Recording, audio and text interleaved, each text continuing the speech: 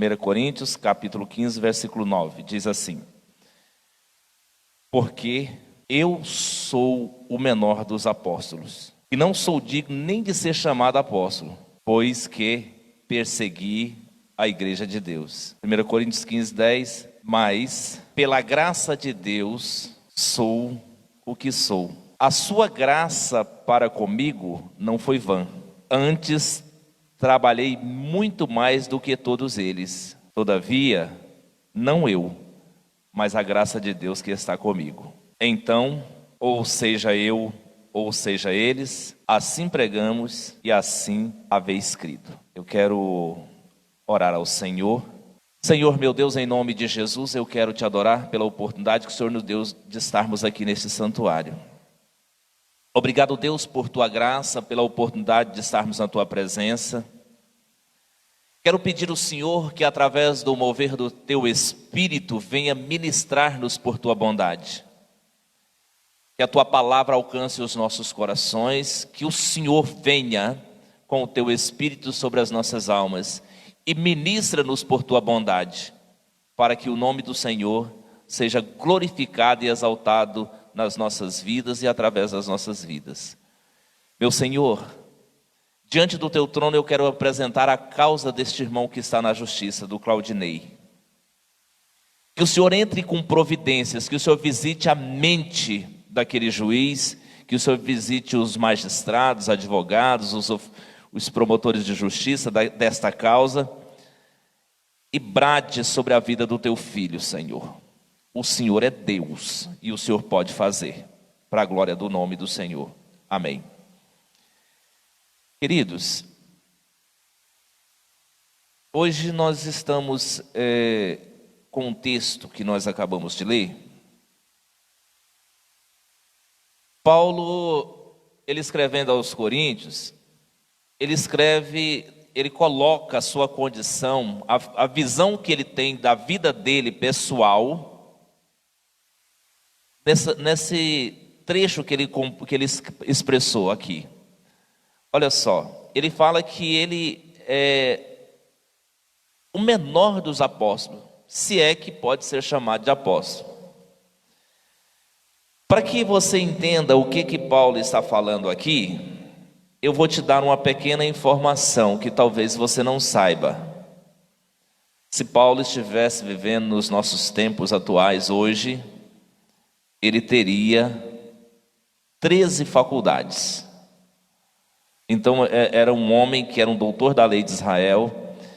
Ele era membro, enquanto judaísta, membro do Superior Tribunal de Israel, o Sinédrio, e era extremamente culto.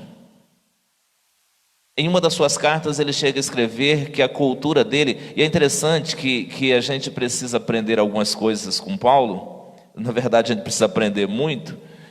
Ele escreve o seguinte, que o conhecimento que ele tinha servia de esterco para adubar a fé. E tem muitas pessoas que diz que Paulo diz que o conhecimento é fezes de animais. Não é bem isso aí. O efeito do esterco numa planta é para adubar, para a plantinha crescer viçosa e bonita. Então não é porque ele entende que o conhecimento que ele tinha servia para que a fé dele fosse mais aguçada e bonita, para a glória do nome de Jesus. E ele escrevendo aos Coríntios, irmãos, ele começa a mostrar nesse texto que eu li, sobre a graça de Deus sobre a vida dele. Porque nós bem sabemos, todos nós conhecemos a história de Paulo, que ele começou o ministério dele muito ruim. Ele começou a vida religiosa dele muito ruim. Ele perseguia crentes, matava, prendia, ele fazia o que tinha que fazer. E um dia no caminho de Damasco ele teve um encontro com Jesus e literalmente ele caiu do cavalo, da cavalgadura, e Deus falou com ele: Paulo, por que você está me perseguindo? Jesus, o próprio Cristo. Então ele tem o título de apóstolo, que apóstolo é aquele que andou com Jesus, mas ele conheceu Jesus pessoalmente depois de ressurreto, e Deus deu para ele uma orientação acerca da obra do Senhor na terra. Olha só, irmãos, Talvez a gente faz alguns questionamentos. Todos nós temos questionamentos na nossa fé. Você quer ver o tanto que é? A gente pensa que Deus escolhe, dentro da visão humana, quem Ele vai salvar, quem Ele vai alcançar. E a gente tem uma fraqueza e a gente às vezes até fala: não, esse camarada é tão gente boa que ele só precisa ser crente, o resto ele já tem. Mas é interessante que eu quero que você entenda, preste atenção, não interessa para Deus o tipo de pessoa que Ele vai alcançar, não. Ele pode visitar um magistrado, mas pode visitar também um mendigo. Ele pode visitar um empresário, mas pode também visitar com a mesma graça um trabalhador braçal. Para Deus isso não tem diferença, tem diferença para mim e para você. Mas o que Paulo salienta aqui, esse doutor da lei, é sobre a graça de Deus. Então, queridão, deixa eu te explicar. Não questione a graça. Se você for traduzir no pé da letra o que é graça, é favor que nós não merecemos. É um favor que Deus faz sem o merecimento humano. Então não venha questionar. Não precisa se preocupar. E tem muita gente que fala assim, fulano fez o que pecou e aprontou e tal, agora diz que é crente. É a graça. Ah não, mas ele é crente agora? A graça. É a graça de Deus que movimenta sobre a vida do ser humano. E sem graça, irmão de Deus, não adianta. Primeiro, porque nós nunca, por mais perfeito que nós sejamos, por mais religiosos, por mais santos e consagrados que nós sejamos, nós jamais poderemos nos justificar diante de Deus. Então, olha aqui, não se preocupe com as suas falhas, se preocupe de estar nos pés da cruz de Cristo. Se preocupe em estar na presença de Deus, porque errar nós vamos errar mesmo, não tem jeito. Porque somos humanos e falhos, limitados e pequenos. Somos muito frágeis, muito limitados. Mas quando nós colocamos essa limitação, essa confiança na presença de Jesus, aos pés da cruz de Cristo, então o favor que nós não merecemos do Senhor nos alcança. Graça. E a graça de Deus é que vai justificar o homem diante do Senhor. Porque se você for olhar, se você fizer uma análise criteriosa da fé, de como é o relacionamento que nós temos com Deus, é graça. Jesus foi lá na cruz, morreu no meu lugar, no seu lugar, deu a vida dele primeiro. Olha só, vamos voltar um pouquinho aqui. Jesus abandonou a sua glória. Ele retirou dele a glória e se personificou em homem. Por quê? Pela graça. E sendo na forma de homem, ele se humilhou como servo. E aí, irmão, aqui eu quero abrir um parênteses para me falar contigo. Tem muitos de nós que falam, não, se me humilhar, olha, eu não aguento. Se me falar isso, eu não dou conta. Meu estupim é curtinho. Eu sou crente, mas não pisa no meu calo, não. Isso aqui, irmão, não adianta. Porque quando nós somos cristãos, a graça de Deus, quando ela nos alcança, a misericórdia de Deus, quando ela nos alcança, nós nos anulamos. Nós não temos muito direito. Nós não temos muito, não, porque eu sou. Não, graça. É favor. E Jesus, na pessoa como homem, ele se humilhou e humilhou a si mesmo até a morte e morte de cruz. Se fez maldição no meu lugar. Por quê? Para a graça me alcançar. Olha só. A graça, a salvação é pela graça, por um favor que nós não merecemos. E não vem de nós. Não adianta, e aí tem crente, irmão, não, é porque eu sou santo, eu sou crente, eu tenho dom. Não, graça.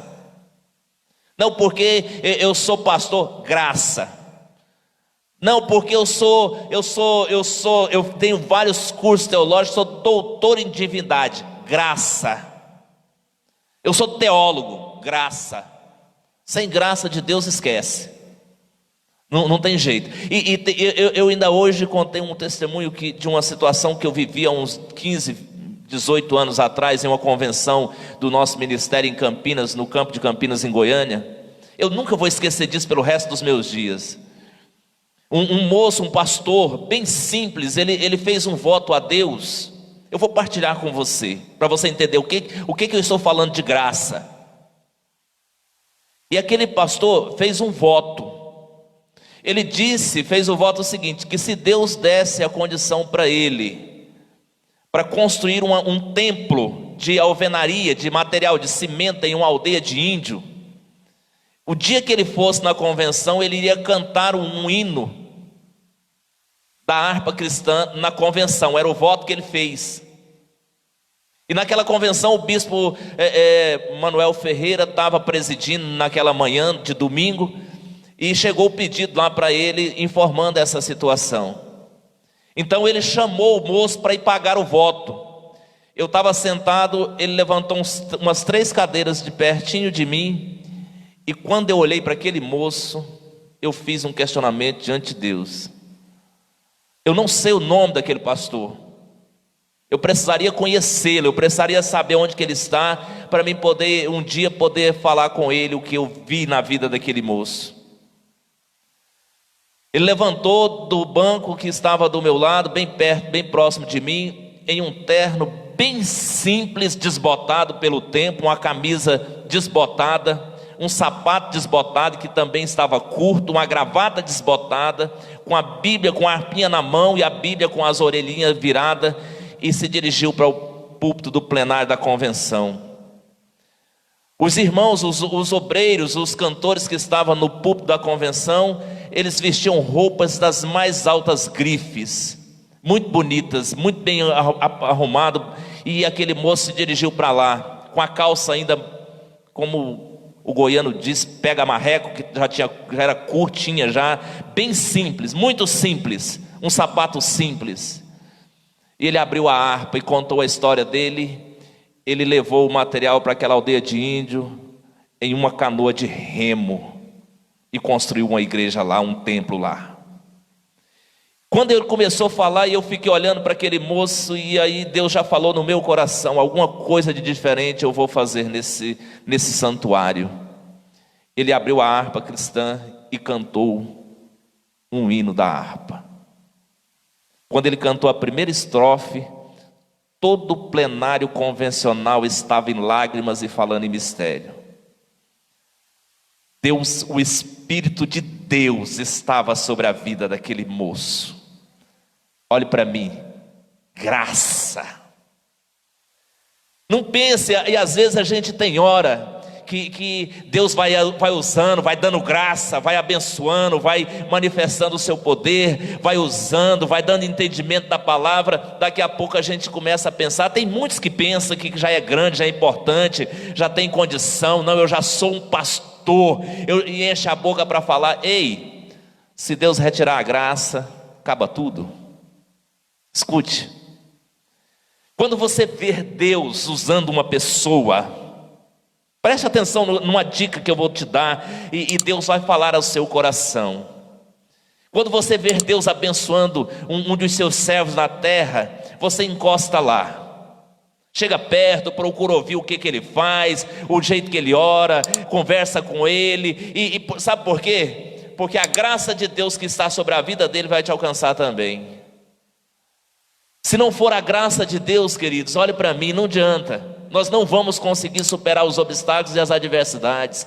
Se Deus não estender a sua mão de misericórdia, se Deus não estender a sua mão de benevolência sobre as nossas almas, nós vamos fracassar, nós vamos perecer, se Deus não tiver misericórdia de nós. Paulo escreve isso aos Coríntios, olha, e aí, queridos, olha só, Toda pessoa que é cheia da graça de Deus, ele entende que o prover é de Deus, a unção é de Deus, o agir é de Deus, a resposta vem do céu, é tudo do céu, é Deus na nossa vida, é Deus bradando, é Deus usando, é Deus manifestando, é Deus falando, é Deus santificando, Deus levantando, Deus manifestando a sua graça sobre as nossas vidas. Não adianta, Paulo começa a falar, eu estou falando de um catedrático, de um homem que era um exímio conhecedor da literatura, que se você for pegar, Pedro se refere a Paulo, olha, Paulo escreve coisas inefáveis. Eu fui procurar o significado dessa palavra, quer dizer que foge ao entendimento da razão humana, é o que quer dizer a palavra inefável. Pedro escreve isso a respeito de Paulo, porque Paulo começa a colocar situações e palavras com tanta graça e sabedoria, que a gente fascina. Paulo escreveu 27% do Novo Testamento, mas ele escreve aqui, eu fiz questão de ler o capítulo 9, porque ele fala assim, porque eu sou o menor dos apóstolos, que mesmo não sou digno de ser chamado apóstolo, pois persegui a igreja de Deus. Ele sabia da condição dele, ele sabia quem ele era, a limitação dele. Eu quero que você entenda, mesmo tendo o conhecimento que tinha, tendo a graça que tinha, tendo a manifestação de Deus que tinha, ele sabia, eu sou o menor, se é que posso chamar de apóstolo. Eu vou repetir, vou trazer para o contexto nosso. Eu sou o menor pastor que existe, se é que posso ser chamado de pastor. Então eu quero que você entenda isso, que quando Deus manifesta a graça dele sobre a nossa vida, o homem se apaga, não existe. Eu quero que você perceba, pastor, e como que eu faço? Não é orar, é jejuar, é buscar pela palavra, é pedir graça de Deus. Preste atenção, a primeira coisa que Deus vai pedir de nós, olhe para mim, desça no seu orgulho, desça, porque se eu não descer, se o nome do Senhor não aparecer, então não é graça. Se o nome do Senhor não for glorificado na minha vida, então não é graça. Se o objetivo não for manifestar a misericórdia, a presença de Deus sobre a vida das pessoas, então não é graça. Pode ser qualquer outra coisa. Pastor, o que é? Qualquer outra coisa, menos graça. Porque quando nós estamos cheios da graça de Deus, o nosso intuito, o nosso desejo, a nossa vontade, o nosso querer é que o nome do Senhor seja glorificado. É Paulo falando aqui, fala assim, olha, é pela graça, é a graça de Deus que me alcançou. E se a gente for olhar, querido, se você for olhar aí dentro do seu coraçãozinho, se você for olhar aí dentro do seu pensamento, dentro da sua mente, você vai ver que tem muitas coisas aí que precisa realmente da graça de Deus. Porque o ser humano tem uns sentimentos e umas visões muito terríveis. Nós somos ruins, nós somos falhos, nós somos limitados, nós somos fracos. Nós precisamos da graça de Deus. Mas olha para mim, eu quero que você entenda um negócio, para você absorver a palavra de Deus sobre a sua alma nessa noite. A graça de Deus, preste atenção para você entender. A graça de Deus não vai olhar quem eu sou. Que é isso, pastor? A graça de Deus não vai olhar quem você é. A graça de Deus não vai olhar pelas suas falhas. A graça de Deus não vai olhar pelas suas limitações. A graça de Deus vai olhar quem o Senhor é. Grande, misericordioso, bondoso e magnífico. E por causa disso, mesmo com as minhas limitações, com as suas limitações, com as nossas adversidades, com os nossos problemas, com as nossas fraquezas, Ele não vai retirar a presença do Espírito dele da sua vida. Ele não vai retirar a graça dele da sua vida. Ele não vai levar em conta as nossas mazelas. Ele não vai levar em conta as nossas fraquezas. Ele vai manifestar a presença dele na minha e na sua vida, porque Ele é Deus, porque Ele resolveu manifestar a graça dele sobre a minha vida e a sua também. Então não se preocupe, pastor, eu tenho um tanto de problema. Amém, Eu quero saber quem não tem. Todos nós temos. E tem uns que a gente tem que largar isso de lado, porque a gente não vai conseguir resolver. É só a graça. Um dia, irmãos, Paulo, a Bíblia não fala o que é. Fala que Paulo tinha um espinho na carne. E ele começou, irmão, deixa eu te mostrar um negócio para você ter uma ideia. Eu já vi pessoas que Deus resolveu situações que eu enfrentei durante muitos anos em uma oração que eu fiz para a pessoa, Deus entrou com providência. E eu orei muitos anos para Deus entrar com providência na minha vida, e tem oração que Deus nunca respondeu, e eu vou continuar convivendo com a situação, com o problema. Sabe o que Paulo fez? Irmãos, se você olhar o ministério de Paulo, ele orava, Deus curava, ele ministrava para reis, um homem extremamente usado por Deus. Um dia ele chegou para Deus e falou: Senhor, eu tenho um espinho na minha carne. Sabe o que Deus disse? Cada um de nós, e às vezes a gente pensa, irmão, olha aqui para mim, eu quero que você entenda, que a gente vai orar porque nós temos intimidade, nós somos crentes, nós professamos a fé, nós falamos que somos salvos, e na verdade nós somos, se nós cremos na pessoa de Jesus Cristo. A gente pensa que vai orar e Deus vai nos atender na hora, e tem coisa que Deus não vai fazer, irmão. Ele vai falar assim para você, igualzinho falou para Paulo. Paulo orando, pedindo, intercedendo, suplicando, Deus falou assim: Paulo, a minha graça te basta.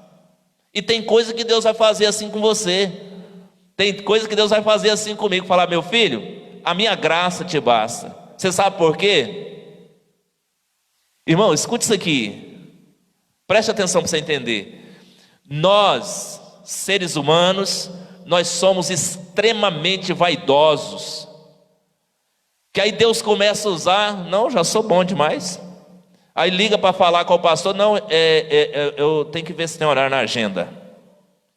Então o que eu quero que você entenda, e tem gente que quando começa Deus usar, levantar, que Deus abençoa. Tem gente que não pode ter as coisas. Escute isso aqui. Um dia eu ouvi um pregador ministrando, dizendo que crente tinha que ser pobre.